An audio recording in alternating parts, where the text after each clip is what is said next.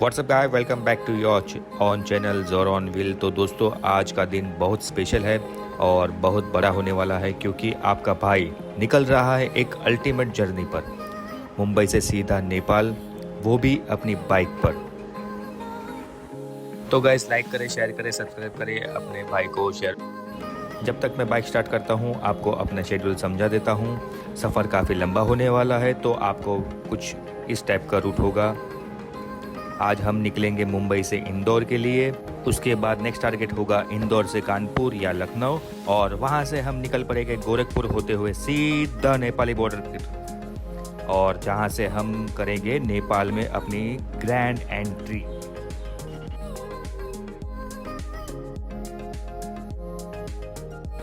लीजिए दोस्तों, घर से निकलकर हम आ गए हैं अपने पहले पिट स्टॉप पर। सबसे पहले करवा लेते हैं अपनी रानी का पेट पूजा, टैंक करवा लेते हैं फुल ताकि हाईवे पर रुकने की टेंशन ना रहे।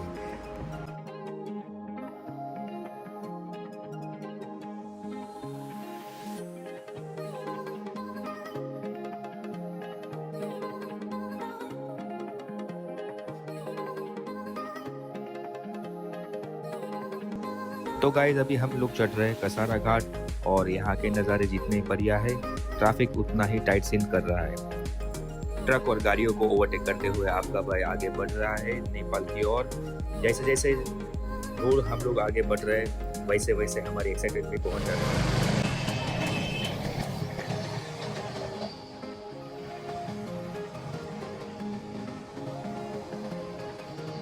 है।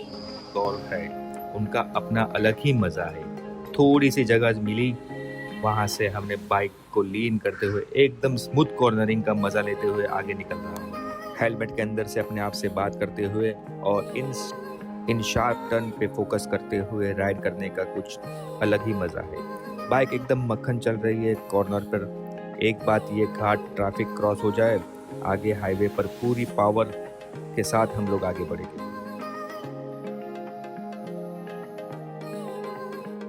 तो गाइस, कॉन्स्टेंटली इतनी देर से हाईवे पर चलाने के बाद अब लॉन्ग राइड की असली सच्चाई सामने आने वाली है। सच्चाई बताऊँ तो अब अपना बम थोड़ा सा जलने लगा है। सीट चाहे जितने भी कंफर्टेबल हो, एक टाइम के बाद भाई पिछवाड़ा जवाब दे ही देता है। कुछ भी कर लो भाई, पर इस दर क्या अपने पास एक देसी जुगाड़ है। चलती बाइक पे फुट स्टेप पे खड़े हो जाओ। एक तो इतनी पूरी बॉडी स्ट्रेच हो जाती है, लेग खुल जाते हैं, और सबसे इम्पोर्टेंट चीज़, थोड़ी हवा लगती है वहाँ पे जो एकदम ठीक और सुकून मिलता है। वैसे स्टैंडिंग पोजीशन में बाइक चलाने का एक अलग ही मज़ा है। पूरा रास्ता आगे तक क्लियर दिखता है, और जब हवा सीधे टकराती है तो आप सारी थकान थोड़ी देर के लिए गायब हो जाती है। बस अब थोड़ी देर के लिए खड़े होकर राइड करूँगा ताकि इंजन की आवाज़, इस हवा को फील करूँगा और अपने सीट पर बैठ के मंजिल की ओर चलते बनूंगा। सफ़र में अकेले चलते चलते थोड़ी देर में हुई एक हाईवे पर नया ट्विस्ट। मुझे मिला एक लोकल नासिक का राइडर। फिर क्या था, शुरू हो गई अपनी फ्रेंडली बाइकर वाली रेस। थोड़ी देर वो आगे निकलता, थोड़ी देर मैं निकलता। ओवरटेक करते करते एक अलग ही वाइब आने लगी है रास्ते पे। कुछ देर बाद भाई ने इशारा किया हेलमेट अच्छा होने का, पर मैं समझ नहीं पाया। मैंने सोचा क्या हुआ, पता नहीं चला। फिर मैंने उनको बोला रुकने के लिए। मैंने सोचा क्या हुआ, तो पता चला भाई का ध्यान मेरे हेलमेट और नए इंटरकॉम पे था। उसने पूछा, भाई ये एक ज़बरदस्त हेलमेट लग रहा है, मॉडल कौन सा है, प्राइस है क्या है।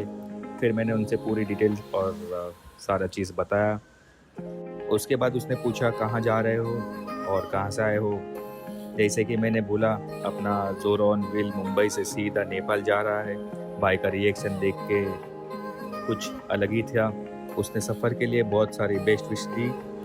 सच बताऊँ दोस्तों, जब आप ऐसी कोई सोलो लॉन्ग राइड पे चलते हो तो रास्ते में कोई ना कोई अनजान राइडर आपके साथ जुड़ता है, आपकी बाइक या सफ़र के बारे में बातें करता है, तो अंदर से एक अलग ही हिम्मत और एक्साइटमेंट जागती है। सारी थकान छूमंतर हो जाती है।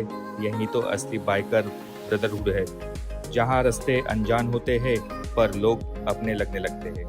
उस राइडर भाई से मिलकर जो एनर्जी बूस्ट मिला है ना, उसकी वजह से मीटर और थोड़ा खींच दिया मैंने, और बातों ही बातों में लो भाई, हम ऑलमोस्ट नासिक पहुंच गए। और यहाँ से अपना अगला पड़ाव शुरू होगा।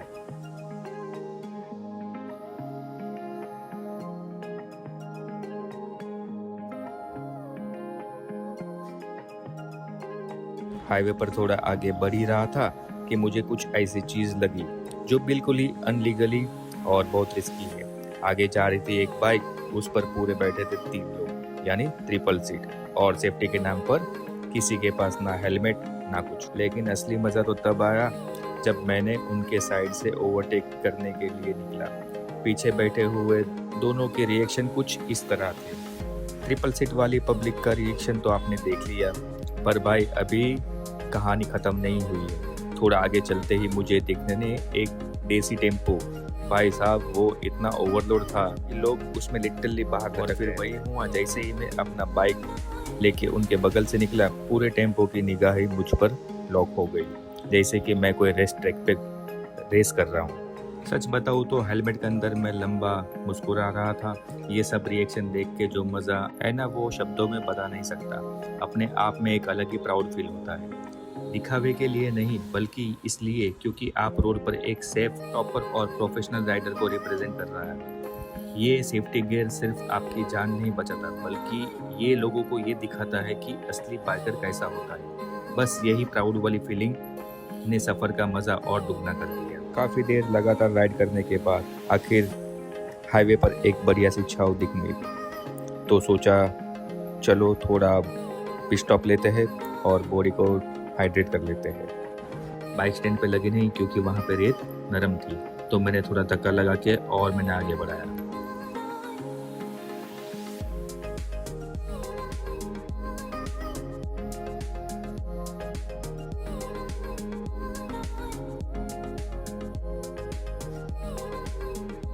और हाँ दोस्तों, आगे बढ़ने से पहले क्या आपने राइट साइड नीचे कॉर्नर में कुछ नोटिस किया?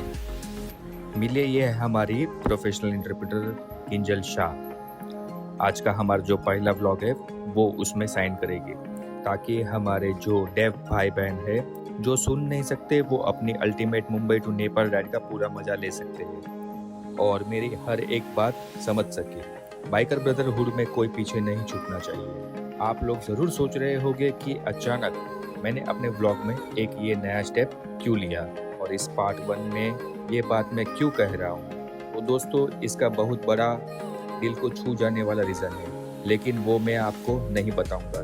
ये राज खुलेगा सीधा ब्लॉग के एंडिंग में, तो वीडियो को एंड तक ज़रूर देखिए। अपनी बॉडी की टंकी तो मैं पहले ही पेट के नीचे फुल कर चुका था, लेकिन लगातार चलने के बाद अपनी रानी यानी बाइक की प्यास बढ़ गई थी। तो इन सभी नज़रों के बीच में आखिरकार पहुंच गए हम अगले पिट स्टॉप पर, यानी पेट्रोल पंप।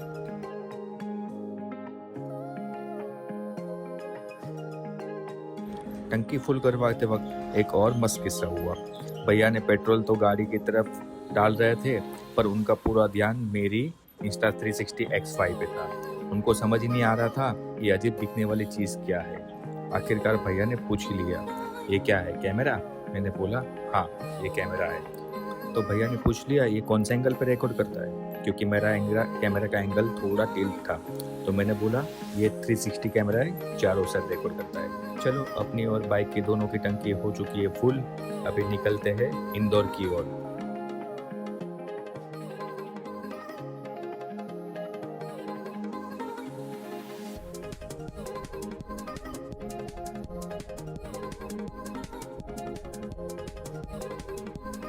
लीजिए, अपना प्यारा महाराष्ट्र को पीछे छोड़ते हुए हम पहुंच गए हैं एमपी।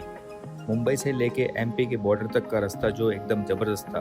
अब एमपी की मक्खन जैसी सड़कों पर अपना अगला टारगेट होगा इंदौर, जो हम शाम तक पहुंच जाएंगे। एमपी के खुले हाईवे पर राइड करने की मज़ा ही ले रहा था कि आगे मुझे एक ऐसी चीज़ दिखी जिस पे पूरा ध्यान खींचने लगा। एक गाड़ी जा रही थी और भाई उसकी नंबर प्लेट देखकर मैं समझ गया कि ये अपने यहाँ की बिल्कुल नहीं है। आज जाके देखा तो पता चला कि वो एक फॉरेनर कपल जो अपनी खुद की गाड़ी अपने देश के यहाँ तक लेकर आया है, अपने प्यारे भारत की यात्रा पर निकला है। मतलब सोचो गाइस, कितने हज़ारों किलोमीटर की बॉर्डर क्रॉस करके ये लोग यहाँ इंडिया एक्सप्लोर करने आए हैं। एज ए ट्रैवलर मेरे दिल में उनके लिए रिस्पेक्ट एकदम टॉप लेवल चली गई है। तो मैं उनके बगल से निकला और मैंने अपनी तरफ से उनको एक बड़ा सा थम्स अप दिया। ये थम्स अप सिर्फ उनकी एपिक जर्नी के लिए नहीं था, बल्कि उनके वेलकम करने के लिए था। हमारे इनक्रेडिबल इंडिया में दिल से सच में खुशी हो गई। ये देखकर पूरी दुनिया से लोग हमारे देश को कितना प्यार देते हैं। रात के 8 बज चुके हैं दोस्तों, और लंबे सफ़र के बाद आखिरकार अपने भाई एंटर कर चुका है आज के डेस्टिनेशन यानी कि इंदौर सिटी में। आप लोग ने देखा होगा कि मैंने अपने हेलमेट का वाइजर ओपन रखा है।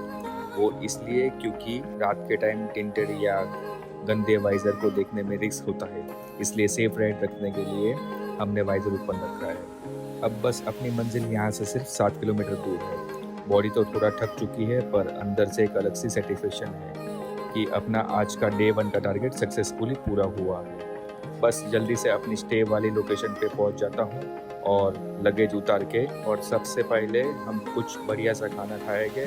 तो चलो गया हूँ आज के अपनी मंजिल पर, और ये कोई नॉर्मल होटल नहीं है, ये है IDBA, जो कि एक डेफ स्कूल कम हॉस्टल है। अब आपको याद है मैंने ब्लॉग के स्टार्टिंग में मैंने किंजल जी को इंट्रोड्यूस कर किया था, एक सस्पेंस रखा था। तो दोस्तों वो राज यही था। आज रात मैं अपने प्यारे बच्चों के साथ यहीं स्टे करने वाला हूँ। मैं चाहता था कि जब ये ब्लॉग आए तो बच्चे भी मेरी जर्नी का हिस्सा बन सके, हर बारीक चीज़ को समझ सके और इस राइड को एंजॉय कर सके। इसलिए मैंने साइन लैंग्वेज का वो स्टेप लिया गया था। और यहाँ पहुँचते ही सबसे पहला काम है शुक्रिया अदा करने का। दिल से एक बहुत बड़ा थैंक यू कि गौरव भाई और मोनिका जी को, जिन्होंने इतने प्यार से मेरे लिए हॉस्टल का अरेंज किया है। और उसके बाद बड़ा थैंक यू सुमित भाई को, जो इतनी रात मुझे रिसीव करने आए। तो दोस्तों मुंबई से इंदौर का अपना पहला डे यहीं ख़त्म होता है। सफ़र लंबा था, थकान भी बहुत थी, पर यहाँ इन लोगों ने बीच रहकर शांति मिल रही है, उसका कोई मोल नहीं। अब जल्दी से फ्रेश होता हूँ खाना खा के और बॉडी को रेस्ट देता हूँ। और मैंने कुछ डेफ बच्चों के साथ कुछ कन्वर्सेशन थी जो मैं आपको अगले वीडियो में बताऊँगा। करता हूँ आपको ये मेरा वीडियो पसंद आया होगा। लाइक करें, शेयर करें। Thank you, good night.